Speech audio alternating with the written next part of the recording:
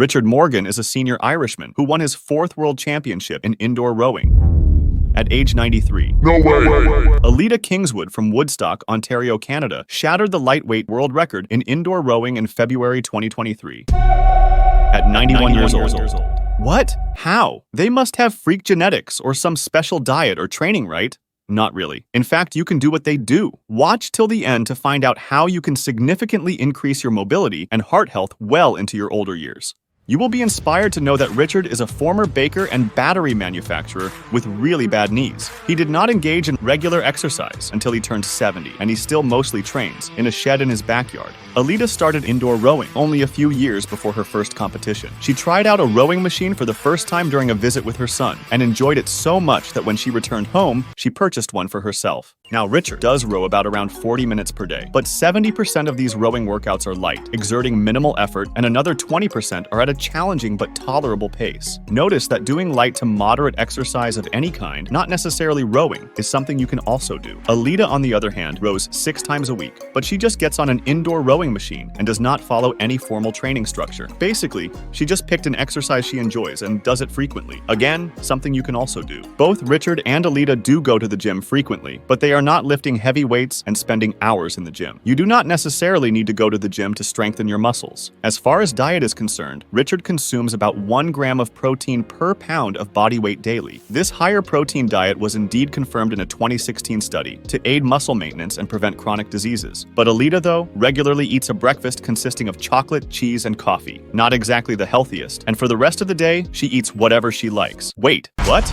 Not what you expected to hear, right? The reality is that diet does affect people differently. And there are people like Alida who can get away with a no-restriction diet. But that probably is not you. Bummer. There is, however, a very important common thread between the two seniors that will definitely be of help to you. It is exercise. Lots of it. We all know that regular exercise is a good thing, but recent scientific studies are now showing that the effects of exercise on longevity, in general, are a lot more significant than we realize. And good news for you, you can reap the significant benefits of regular exercise. You just need to know what kinds of exercises to do and how to structure them. Now, here is just a little bit of exercise science to help you understand the big picture. Evidence suggests that staying physically active and in shape can save your life as you grow older. A July 2004 study found that people 65 and older who participated in physical activity had a 28% reduced risk of dying from any cause than those who did not exercise. Additionally, a July 2022 study also found that adults who participated in between 75 and 149 minutes of exercise a week had a 19% lower risk of dying from any cause. In that same study, those who exercised at a moderate pace for 150 to 299 minutes a week had a 21% to 23% lower risk of dying from any cause. That should be enough motivation for any older adult to start moving. Let's talk about what you should do. As you get older, you want your exercise to focus on 3 things: heart health, strength, and mobility. You also want to eventually reach a goal of 150 minutes a week of any kind of exercise in total. For heart health, pick an activity you enjoy that A, raises your heart rate, and B, you can sustain for at least 15 minutes. That can be things like walking or even a slow jog, biking, or swimming. If you have access to things like a treadmill, indoor bike, or rowing machine, those work too. The key is that you need to sustain it for 15 minutes at minimum. As you get fitter, you can increase the duration, say to 20 minutes, to eventually 30 minutes or more. You can also up your speed. To increase your enjoyment, you can do this with your spouse or your pet, or even with a friend or with a group. For strength, you can start by just using your body weight to do things like squats, push-ups, leg raises, shoulder raises, and sit-ups. Now, these can be very difficult for seniors initially, but not to worry. There are assisted and modified versions you can do that work just as well. You can easily find videos of these assisted versions via a quick search on YouTube. You do not need a complicated routine. A simplified one consisting of an upper body movement, say push-ups, a lower body movement, say squats, and then a movement for your midsection, say sit-ups, works very well. Eventually, as you get stronger, you can progress to light weights, which you can buy cheaply at a Walmart. To increase enjoyment, do these with your spouse or a friend. You can also choose to join a gym eventually. For increased and sustained mobility, remember that the human body is designed to move, not sit or lie down. In reality, any frequent or daily movement will be good for you. Things like gardening, mowing your lawn, or even shoveling snow will help keep you mobile. Instead of paying people to do these things, do them yourselves with the mindset that you are literally prolonging your best years. The next time you clean the house, welcome it as a mobility workout. As a final inspiration, remember that our rowing champion Richard went from bad knees to a champion with a heart capacity resembling that of a 30 or 40-year-old. It was so impressive that researchers at the University of Limerick in Ireland conducted a case study with Richard as the subject.